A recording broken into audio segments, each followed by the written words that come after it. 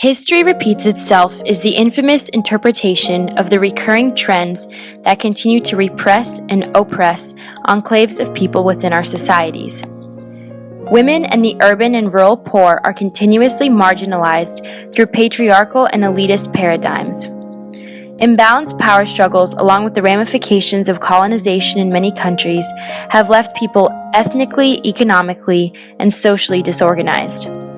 Modern and contemporary art has the power to display to various audiences the existing physical and emotional violence within our societies. How does art throughout the late 19th to early 21st century juxtapose discord felt by post-colonial and socio-political minorities? Made when she was divorcing muralist Diego Rivera in 1939, The Two Fridas is an embodiment of Kahlo's psychological duality and societal rebellion.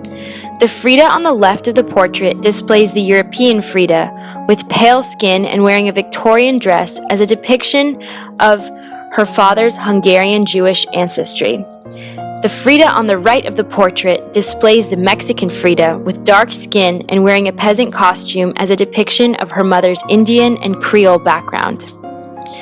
The heart ripped open in the left Frida shows how the right Frida's closed heart sustains the left through its connected arteries.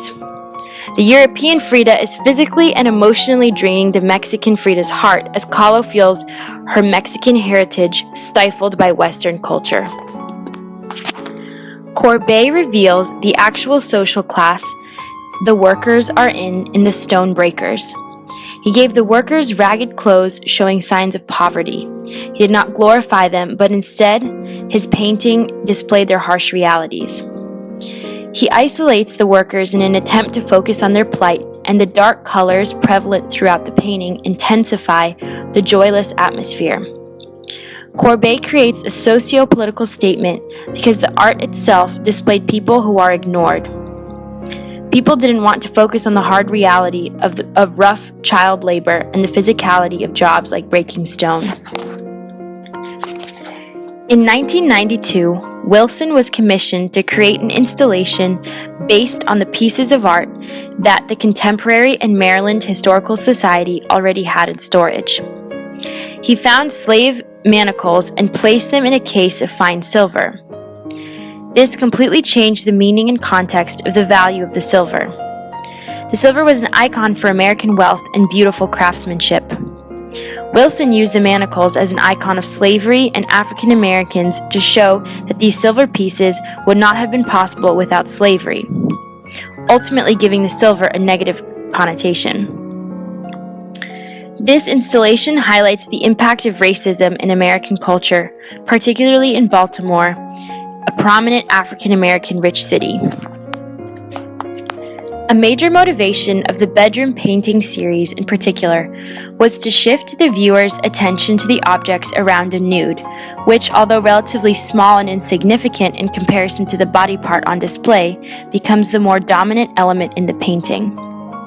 Wesselmann depicts two women laying their bodies out in a way that is reminiscent to Edward Manet's Olympia.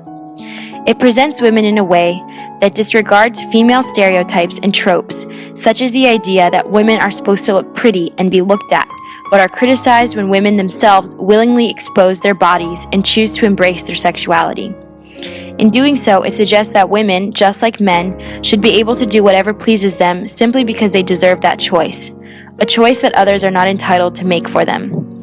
That sort of respect is essential to achieving a secure and peaceful community. Pablo Picasso's Demoiselles d'Avignon synthesizes the disconnect present between women in 1950s Spanish society, as well as primal influences of African art shown through a Western perspective. The heavy symbolism in the work alludes to the perspective of women as sexually exploited. The plate of fruit demonstrates lust, and the grotesque-looking figures make the female nude seem violent and horrified.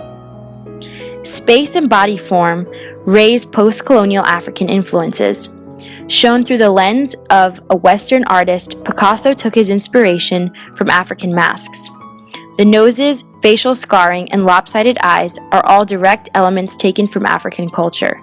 Non-Western art, therefore, becomes primeval or almost animalistic. Therefore, we ask you, how can we use visibility to give agency to the marginalized in order to promote peace and security?